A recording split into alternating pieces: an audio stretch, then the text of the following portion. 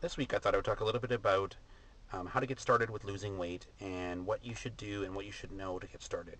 So the first thing I would suggest you do is find your basal metabolism rate, or short form is BMR. If you don't know what your BMR is, you don't know how much your body is required to burn in a certain amount of time. There's calculators that you can use to find your BMR. There's scales you can use to do it. You can go down to your local gym and ask them if they can help you find your BMR. You can ask your nutritionist, or sometimes even a doctor will help you finding your BMR.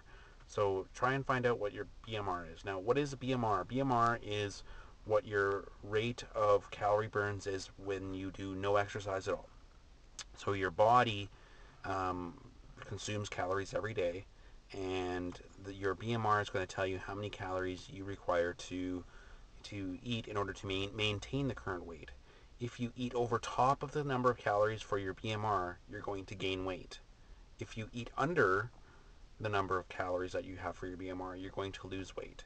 It may be incremental weight based on how many calories you cut off, and it may be incremental gain based on how many calories you add on top of it. But knowing your BMR is going to be where you start. So step one is to go out and find out what your BMR is. You can use a calculator, as I said, online. It's not going to be 100% accurate, but it'll be fairly close enough for you. And once you start getting more into the fitness world, you'll probably want to go and find out what your actual BMR is instead of using an online calculator. Step two is to go and purchase a heart rate monitor. If you're going to lose weight, you're going to need to know how many calories you're burning through your exercise. Even if you're only doing a 10-minute workout, you should know how many calories you're burning per day. Um, if you can't find if you're looking for a heart rate monitor, I know that they sell them online over at the Fitness Town blog.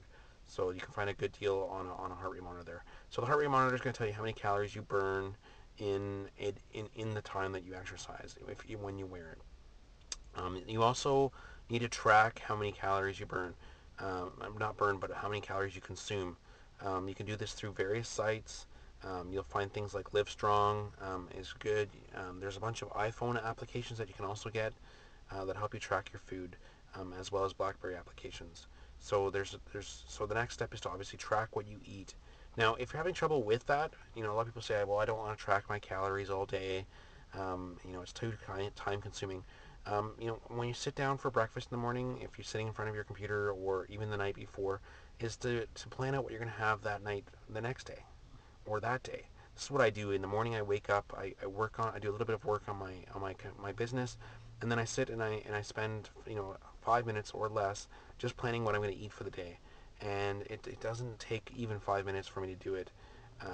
To enter in how many calories I'm going to consume for the day. And if it changes throughout the day, well, then I just fix it the next day. It's not a big deal. It's not like you have to live by that as a guide, but at least then you know what you're going to have for your calories. So step one, again, is to find out what your BMR is. Step two is to go and get um, a heart rate monitor. Step three is to go and sign up for some type of application to track your calories.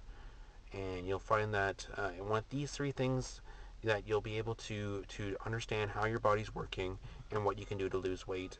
From there, we will cover next week.